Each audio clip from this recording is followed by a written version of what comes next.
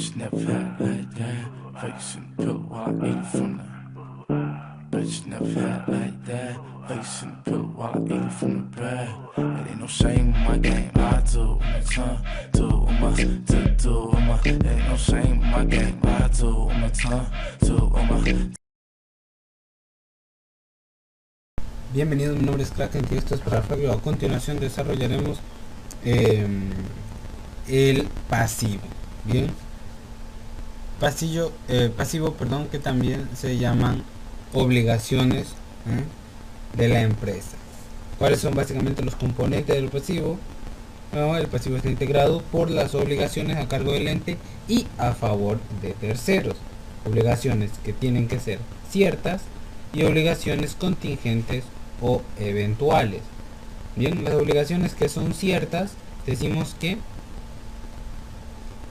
no están sujetas a ningún evento condicionante. Bien, y las obligaciones contingentes o eventuales quedan sujetas a la concreción de un hecho futuro e incierto que puede o no suceder.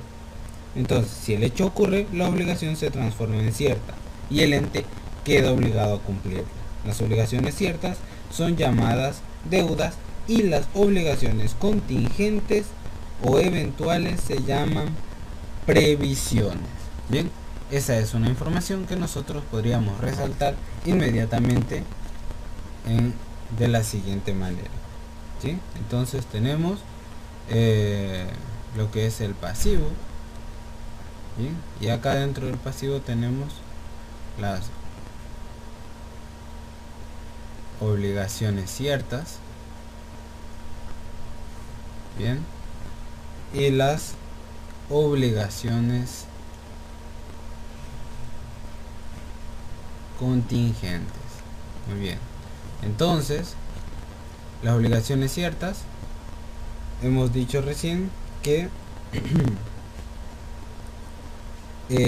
no están sujetas a ningún evento. Bien, o sea, son directamente y redondamente deudas. Bien, estas son deudas. A estas le llamamos deudas. Y las obligaciones contingentes o eventuales, estas sí están sujetas a la concreción de un hecho en el futuro. Bien, y las llamamos previsiones. Bien, ahí tenemos previsiones. Entonces nuestros componentes del pasivo serán las obligaciones ciertas, que llamaremos deudas, y las obligaciones contingentes o eventuales, que llamaremos prevenciones. Bien, entonces, ¿qué hay con las deudas? ¿Qué hay con las deudas? Vamos a ubicarlo ahí. Perfecto. Bueno, las deudas son las obligaciones ciertas a cargo del ente y a favor de terceros, o sea que tiene que pagar la empresa, bien, a terceros. Perfecto. Estas tienen un monto perfectamente determinado y no presentan dudas sobre la existencia de esta obligación. Estas son las deudas. Bien, dentro de lo que podemos considerar como deudas puede ser el saldo adeudado a un proveedor por la compra de un bien de cambio, el saldo adeudado a un banco por un préstamo obtenido, el saldo adeudado al fisco por los impuestos vencidos, o también el saldo adeudado a los empleados en concepto de sus sueldos. Bien, podemos clasificar las deudas también. Si examinamos los ejemplos citados, veremos que las deudas tienen distinto origen. Bien, ese origen puede ser comercial, bancario, fiscal, laboral, bien, etcétera. Bien, entonces, por ejemplo, la deuda comercial, ¿sí? Esto no es DC Shoes, sino deuda comercial. La deuda comercial básicamente surge de la actividad del ente. Bien, entonces de esa manera es como se adquiere una deuda comercial, por ejemplo comprando mercadería para luego pagarla, etcétera. Bien, incluyen las sumas adeudadas por los proveedores de bienes y servicios vinculados a la actividad. Bien, tenemos también la deuda bancaria, deudas bancarias. Bien, que básicamente se refiere a tomar un préstamo del banco de tal manera que se contrae una deuda hacia este. Entonces, bueno, ahí tienes una deuda bancaria. Bueno, la deuda fiscal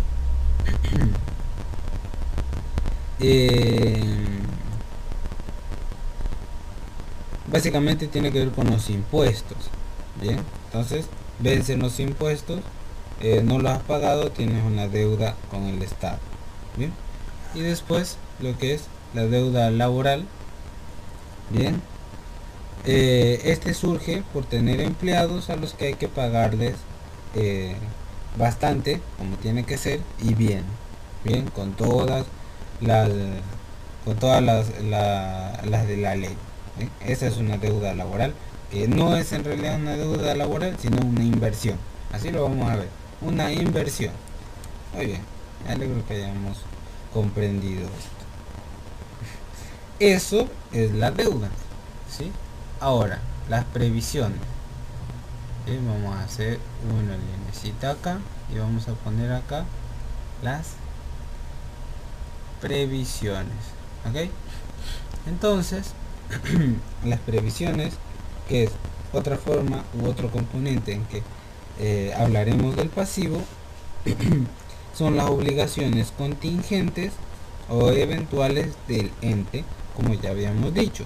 Su monto generalmente es estimado, bien, y su existencia como obligación depende, como habíamos dicho, de un hecho que ocurre en el futuro. Bien, incluso podría este hecho no ocurrir. Bien. Muy bien.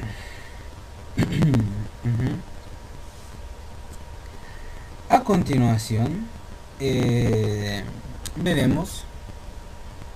Bueno, nos da un ejemplo, nosotros podemos tenerlo en cuenta también. Por ejemplo, la obligación del ente de abonar una suma que se le demanda jurídicamente.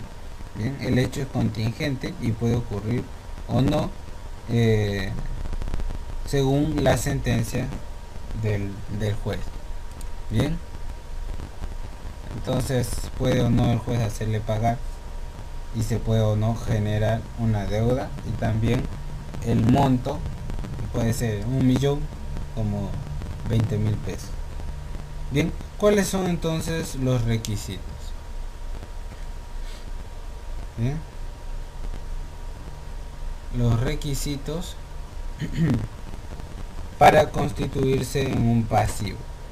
Sabemos que los pasivos, para considerarse como tales, deben reunir los siguientes requisitos, como estamos por desarrollar. Lo primero, la obligación implica un sacrificio de recursos. Bien, entonces la obligación implica un sacrificio de recursos. ¿Esto qué significa? Bueno, que la empresa tiene que gastar. Si no gasta, no es un pasivo. Bien. B. Que la posibilidad de evitar el sacrificio de recursos para cancelar la obligación no esté bajo el control del ente. Bien, entonces la posibilidad de evitar el sacrificio, no debe estar a cargo del ente. Bien, no debe estar bajo el control del ente. En tercer lugar, lo que podemos decir es que la obligación debe tener un valor monetario resultante de una operación o hecho anterior. Fíjense que el tercero es el mismo que para considerarlo un activo. Bien, entonces debe resultar de una operación anterior, de una operación o un hecho anterior. Una operación anterior. Muy bien, ahora desarrollando un poco esto de los requisitos. En primer lugar, hemos dicho que la obligación debe implicar un sacrificio de la empresa, ¿bien? O sea, es necesario que la obligación haga que la empresa saque dinero o recursos, bien, que le pertenecen a ella para cubrir con su deuda. Bien, perfecto.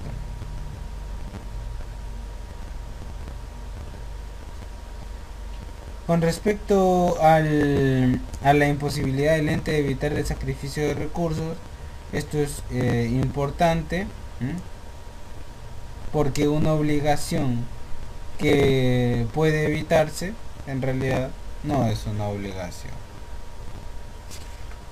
Bien, y por último, el valor monetario resultante de una operación anterior hace referencia a básicamente lo que hemos desarrollado para el activo. Bien, o sea, debe tener un valor expresado en moneda corriente, o sea, en pesos. Bien, y debe ser producto de una operación que ya se haya realizado anteriormente. Por ejemplo, comprar un bien y luego venderlo. Entonces la compra se generó una actividad anterior. Bueno, bien. En este mismo video veremos qué hay con el patrimonio neto. Así que ese es el siguiente tema que nos compete a nosotros. Bien, el patrimonio neto. Bueno, ahí está. Le falta esto. Bien, el patrimonio neto básicamente está compuesto por los aportes de los propietarios y los resultados acumulados. Bien, los aportes y los resultados acumulados.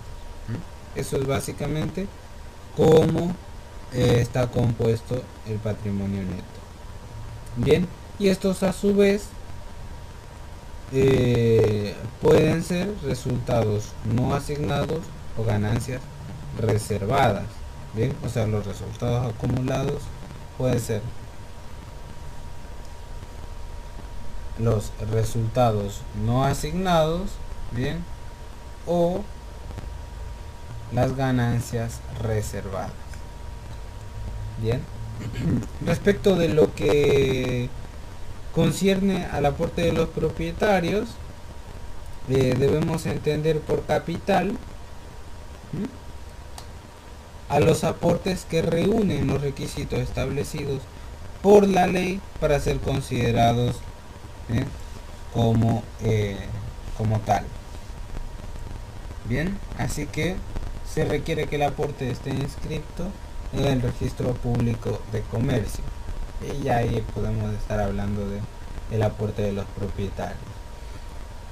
Y respecto a lo que decíamos de los recursos acumulados, los resultados acumulados, bien, en este rubro se integran los recursos o los resultados no asignados y las ganancias reservadas. ¿Qué queremos decir con resultados no asignados? Bueno, estos son los resultados obtenidos por el ente y no distribuidos ni aplicados a otros destinos. Bien, dentro de esto vemos las consideramos las ganancias no asignadas y también los quebrantos acumulados. cuando decimos ganancias no asignadas, debemos tener en cuenta que las ganancias obtenidas tienen varios destinos. Bien, en particular en esta materia asumiremos que ellas no pueden ser retiradas por los propietarios o enviados a ganancias reservadas. Entonces, mientras haya ganancias que aún no tuvieron ninguno de esos dos destinos, entonces estaremos en presencia de ganancias no asignadas. Bien, y los quebrantos acumulados, pensamos en esto si los resultados acumulados fuesen quebrantos en alguna de las ganancias, estaríamos en el caso planeado en un problema anterior que analizamos en el punto 2.3 de la unidad 2. Bien, que ahora no vamos a explicar en profundidad. Bueno, el siguiente, entonces, eso es con los resultados acumulados. Bien, ¿en qué teníamos? Vamos a ver. Entonces teníamos resultados no acumulados, resultados acumulados, y dentro de resultados acumulados tendríamos los resultados no asignados y las ganancias reservadas. Dentro de los resultados no asignados teníamos las ganancias no asignadas,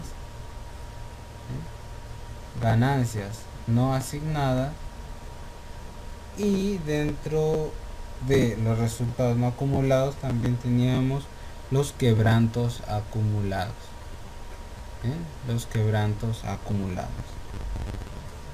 Ya hemos visto esto, ahora nos falta decir alguna cosilla respecto de las ganancias reservadas. Y lo que tenemos que decir es que las ganancias reservadas también se suelen llamar con menos precisión reservadas, son ganancias acumuladas que han dejado de ser ganancias no asignadas. Bien, recuerdan que teníamos ganancias no asignadas que eran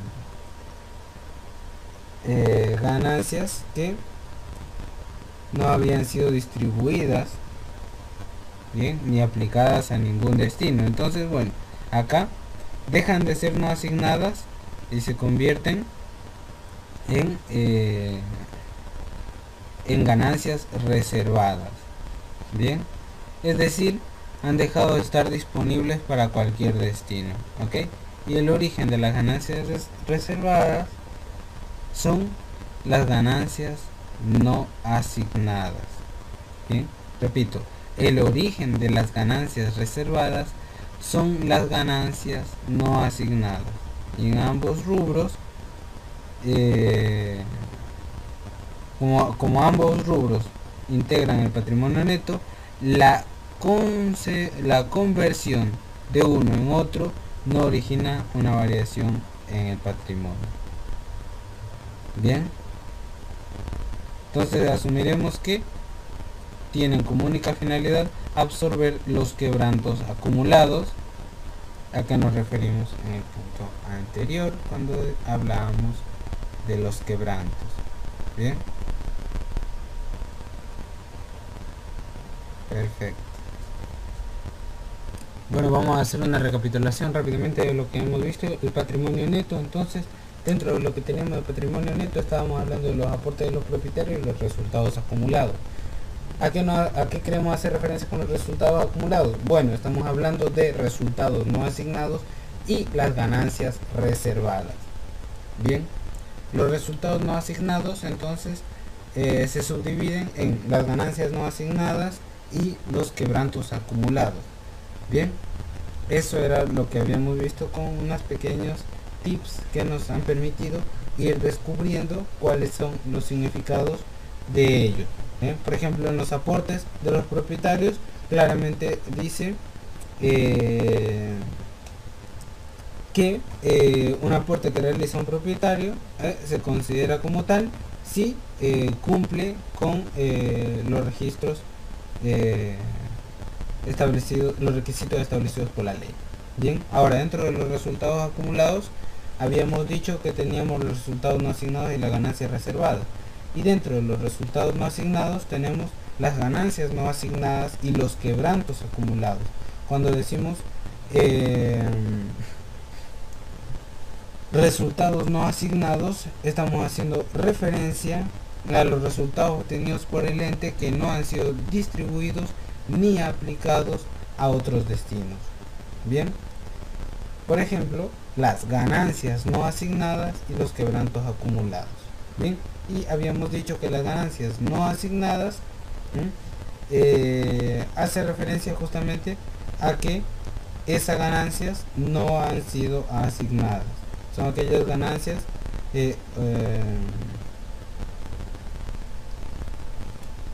espérenme un segundo. Estamos diciendo, son aquellas ganancias que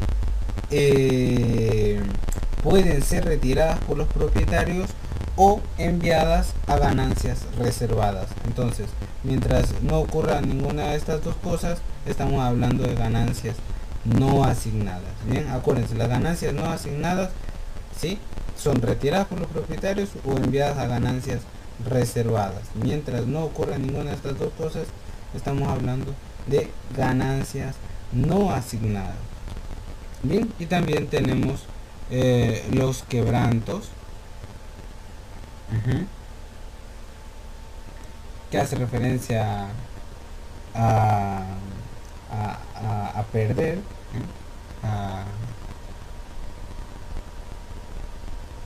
a las pérdidas.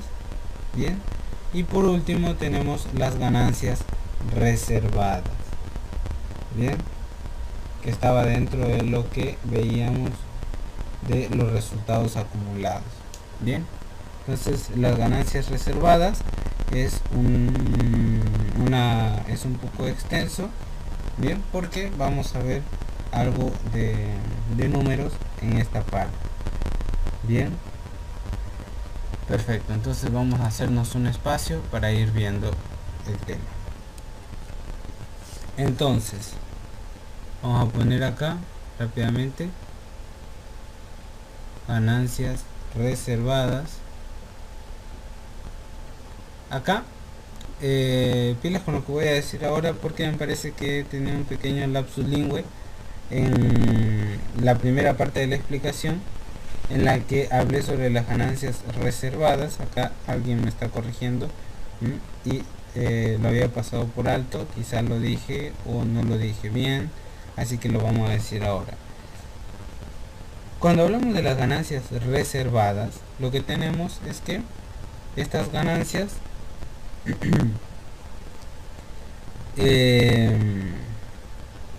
a las que también ya habíamos dicho que llamamos reservas, son ganancias acumuladas. Las ganancias reservadas son ganancias acumuladas que han dejado de ser ganancias no asignadas. ¿Recuerdan cuando habíamos visto las ganancias no asignadas, que podían ser retiradas por los propietarios o enviadas a ganancias reservadas? Bueno, entonces acá tenemos que las ganancias reservadas son las ganancias acumuladas que han dejado de ser ganancias no asignadas. ¿Bien? O sea, han dejado de estar disponibles para cualquier destino. El origen de las ganancias reservadas son las ganancias no asignadas. Bien, esas ganancias que están esperando que se las lleve el propietario o llevarlas como ganancias reservadas, bueno, han terminado como ganancias reservadas, así que aquí están.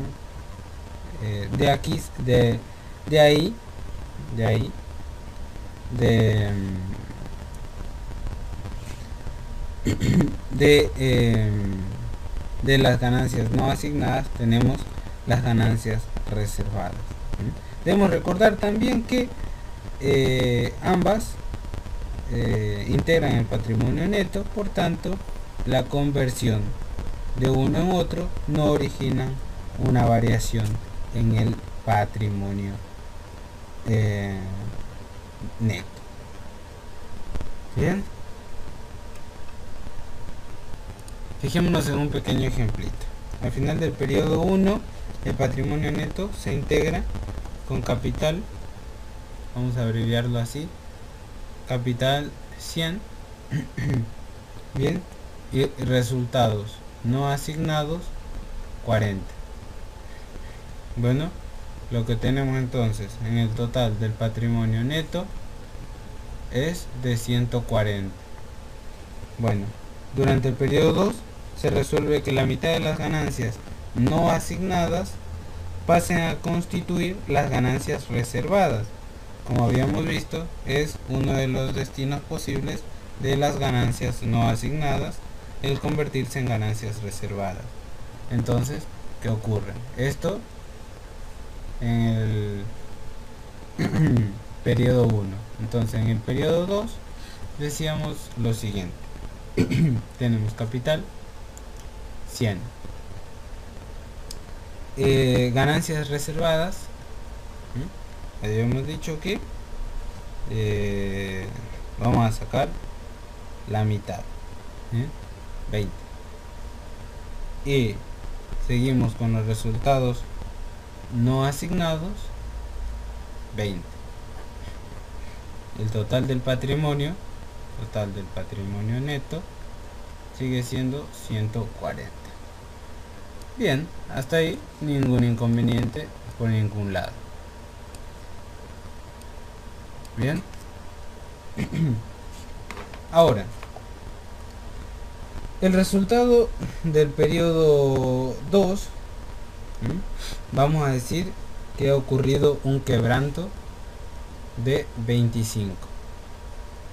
Bien, esto entonces efectivamente modifica el patrimonio neto, que pasa a ser el siguiente. Teníamos capital 100, ganancias reservadas, habíamos dicho 20. Bien, los resultados no asignados, habíamos dicho que eran 20, pero acá ¿qué ocurrió? Hay un quebranto de 25. Bien, esto sí nos modificaba el patrimonio neto y nos da un total del patrimonio neto. Bien, total del patrimonio neto de 115. Ahora, eso hasta ahí. Bien, durante el periodo 3, los quebrantos del periodo 2 son abatidos por los resultados no asignados, ¿sí? Fíjense, por los resultados no asignados. Bien, entonces el patrimonio neto, luego de esa absorción, queda de la siguiente manera: capital 200, ganancias reservadas 20, perdón. Ahora, en realidad, mejor vamos a dejarlo ahí y ahora explico qué pasa. Y los resultados no asignados, ¿sí? Y ahora vamos a ver también qué pasa. Bien, y acá tenemos entonces el total del patrimonio neto. Bien, el total del patrimonio neto, que es algo. Entonces, fíjense, habíamos dicho que el quebranto era de 25. Bien, ¿qué nos dice el ítem? Durante el periodo 3, los quebrantos del periodo 2 son absorbidos por los resultados no asignados, bien, y si sobrepasan, por las ganancias reservadas. Entonces el patrimonio queda así. Como esto era 25, bien, tendríamos que restarle los resultados no asignados, que eran 20. Entonces me queda 0 Bien, y parte de la ganancia reservada, que eran 5, por tanto me quedan 15. Bien, entonces esto me queda 115. Bien, el total de patrimonio neto. Y así es que, como en este ejemplo, podemos ver que tanto la conversión de ganancias no asignadas en ganancias reservadas, como la absorción de quebrantos por los resultados no asignados, bien, y las ganancias reservadas son solamente variaciones cualitativas, ¿sí? Lo que sí modifica el patrimonio neto son los resultados, cualquiera sea su signo. Bueno, vamos entonces con lo siguiente. El siguiente tema que vamos a ver nosotros es el siguiente. El siguiente es el siguiente, así es. El reconocimiento de las variaciones patrimoniales. Bien, lo primero que vamos a tratar de identificar es cuáles son los ingresos. Parece fácil, ¿no? Los ingresos. Bueno, tenemos por ejemplo venta de bienes, venta de servicios, y ahí podemos identificar. Entonces, venta de bienes y venta de servicios. Ajá. Eso es básicamente. Por ejemplo, en la venta de bienes podemos decir que vendemos un artículo, un recurso que tiene la empresa, ya sea de flujo continuo de la empresa, o al que se le da un valor agregado, como habíamos visto un poquito antes. Vamos quizá a profundizar un poco respecto de la venta de bienes y luego en la venta de servicios con unos ejemplos que nos permitirán ilustrar mejor cómo se comporta esto. Trabajaremos con un ejemplo respecto de la venta de bienes a continuación. Supongamos que tenemos una empresa que vende un torno. Si alguien se presenta en la empresa y compra el torno, lo retira y lo abona al contado, no hay problema. Para el reconocimiento del ingreso ya está realizada la operación. El mismo debe reconocerse al entregar el torno y recibir el efectivo. Entonces esto no hay ningún problema. Pero veamos qué ocurre si se presenta la siguiente situación, bien, donde la operación de venta se encuentra realizada en 3 etapas. Primero, se entrega por parte del cliente en una orden de compra o una nota de pedido por el bien que se desea comprar. Luego, en segundo lugar, la entrega del bien por la empresa se realiza a ese cliente. Y en tercer lugar, se cobra el precio pactado por parte de la empresa. Supongamos que el bien de que se trata es el torno, pero que se vende a crédito. ¿Cuál de las 3 etapas debe ser tomada para reconocer el ingreso? Si tomamos la primera, anticiparíamos el reconocimiento del ingreso a la entrega del bien. Este permanecería aún en manos del vendedor y el ingreso ya estaría reconocido. Si tomamos la tercera, ello supondría condicionar el reconocimiento del ingreso a la conversión definitiva de la venta en efectivo. Entonces, existe consenso en nuestra disciplina en que se debe tomar la segunda etapa, o sea, la entrega del bien por parte de la empresa al cliente,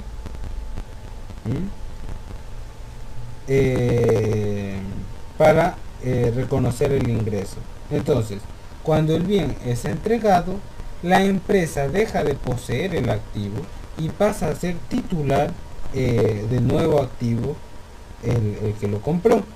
Entonces, el derecho a percibir del cliente el precio pactado es de la empresa. Ahora, con la venta de servicios ocurre algo parecido, bien,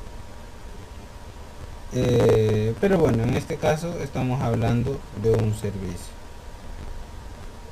Así que lo que vamos a decir es que, así como el criterio para reconocer un ingreso en el caso de la venta de bienes es la entrega de dicho bien, en el caso del servicio el criterio para efectuar su reconocimiento es hacerlo en el momento en que se produce la prestación del servicio.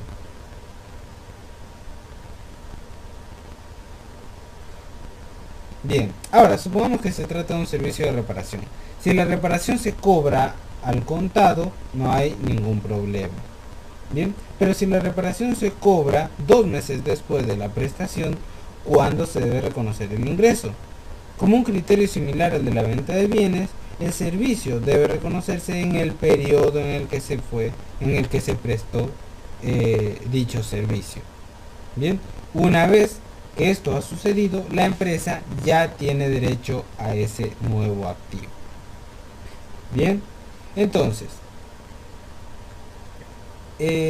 los criterios para efectuar el reconocimiento del ingreso son los siguientes: la provisión de bienes o la prestación de servicios a los clientes, bien, que debe estar realmente efectuada, y la medición debe ser efectuada con un grado razonable de objetividad y certidumbre.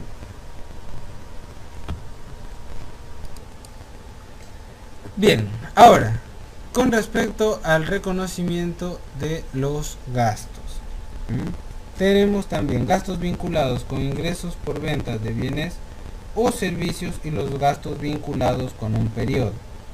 Bien, el criterio para el reconocimiento de los gastos, conforme con el concepto de apareamiento, es reconocer el gasto junto al ingreso. Bien, y el concepto de apareamiento, que fue algo que no dijimos recién, es que cuando hablamos de reconocer un gasto junto a un ingreso con el que se vincula, estamos diciendo que lo que debemos hacer es reconocer el gasto en el mismo periodo que se reconoce el ingreso. A eso se refiere con el criterio de apareamiento. Algunos gastos están vinculados con determinados ingresos.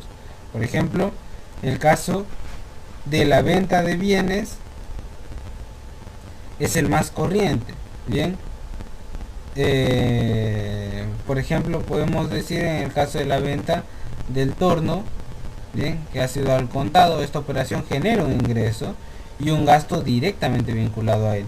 El ingreso es el efectivo recibido y el gasto que está vinculado con ese ingreso es el valor del torno, bien, que se ha realizado para obtener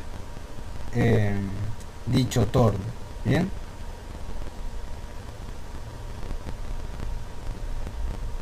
perfecto.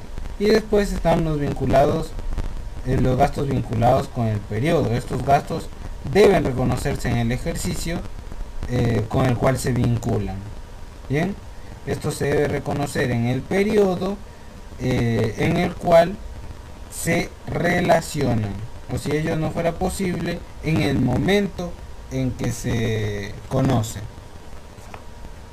Bien, son ejemplos de gastos los sueldos del personal, la administración y las ventas, los alquileres pagados, los impuestos, por ejemplo a la propiedad inmueble, el consumo de energía eléctrica, etc.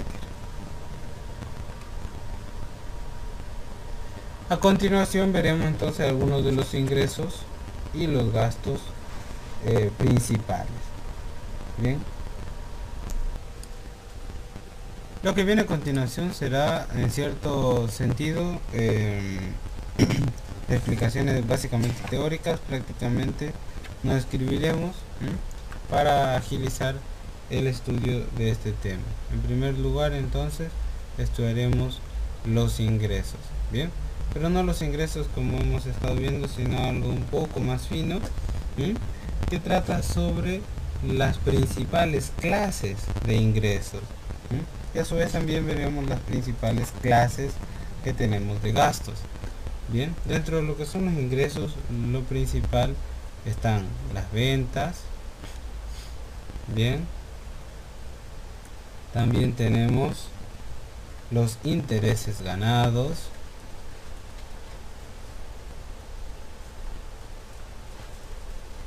ok, y en tercer lugar tenemos lo que serían otros ingresos.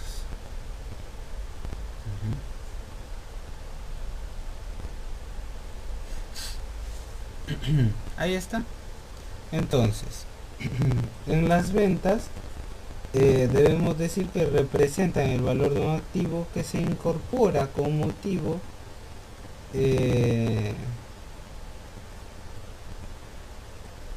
la entrega de bienes o servicios por parte del ente al comprador de estos. Bien, entonces ya hemos introducido en lo que acabamos de decir el hecho de que se venden bienes y o servicios. Bien, con respecto a los intereses ganados, bien, representan un valor del activo con motivo de intereses obtenidos por préstamos hacia terceros, bien, ya sea de dinero o de otra cosa, bien, por parte de la empresa. El criterio de reconocimiento está vinculado con el periodo durante el cual se produce el uso de estos fondos. Y respecto a los otros ingresos, lo que tenemos que decir es que representan el valor del activo que se incorpora por ingresos que tienen un origen distinto al que genera la actividad principal de la empresa, ya sean alquileres ganados o resultados por la venta de los bienes de uso. Bien, eso es todo lo que tenemos que decir con respecto a los ingresos, bien, y a 3 de sus principales clases. Ahora vamos a ver lo que son los gastos. Entre los gastos tenemos, o mejor dicho, podemos clasificarlos de la siguiente manera, ¿sí? Tenemos, por ejemplo, costo de venta,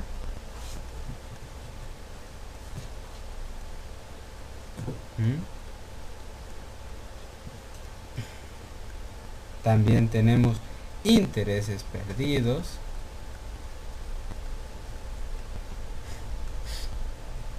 bien,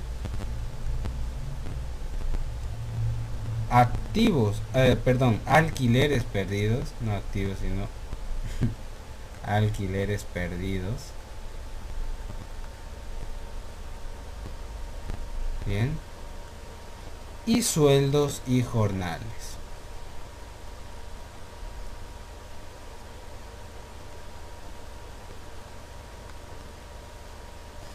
¿Sí? Con respecto a esto yo tengo mucho que decir, pero no lo voy a decir. ¿Sí? Como gasto, ¿no? Considerando como gasto.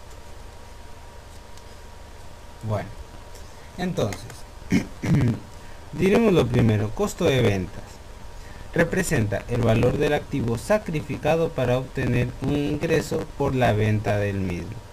¿Sí? Por ejemplo, el costo de la mercadería vendida en el caso de la venta de bienes, o el costo de servicios prestados en el caso de la prestación de servicios. Bien, obviamente nosotros tenemos que comprar una mercadería para luego venderla y obtener una ganancia por eso. Entonces ese es el costo de la mercadería que se vende o para vender.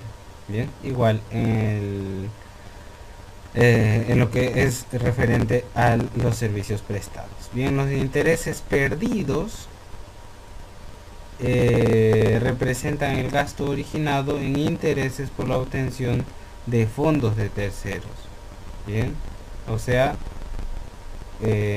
préstamos o créditos a favor de terceros, ya sea por compras o por préstamos, ¿sí? O sea, por compra de mercadería, etc. El criterio del reconocimiento está vinculado con el periodo también durante el cual se produce el uso de dichos fondos, ¿sí? Al igual que los intereses ganados. Los alquileres perdidos hace referencia al gasto que se origina en la utilización de un bien. Generalmente es un inmueble que es propiedad de un tercero. El criterio también, en este caso del reconocimiento, está vinculado al periodo de prestación. Los sueldos y jornales es el gasto originado en la prestación de un servicio por parte de terceros, que son los empleados u obreros, por lo cual el criterio de reconocimiento también está vinculado al periodo de prestación.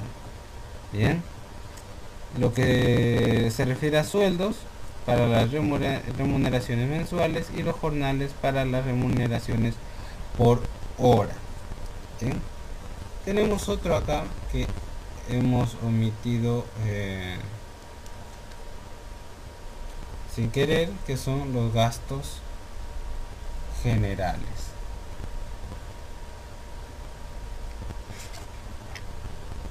Bien, les cuento que estoy viendo algo vacancísimo. Bien, estos gastos generales son gastos no incluidos en ninguna de las clases citadas. Bien, por ejemplo, gasto generado por la compra de artículos de limpieza, papel, bolígrafos, cosas así. Bien, eso es todo, mi querida gente. Con esto damos fin a esta unidad. En el siguiente video resolveremos los ejercicios de aprendizaje. Bien, y rápidamente, ¿sí?, con un supercentro entraremos a la unidad 4 y trataremos de abordarla rápidamente. Recuerden visitarnos en paralafabilmenú.blogspot.com. Chao.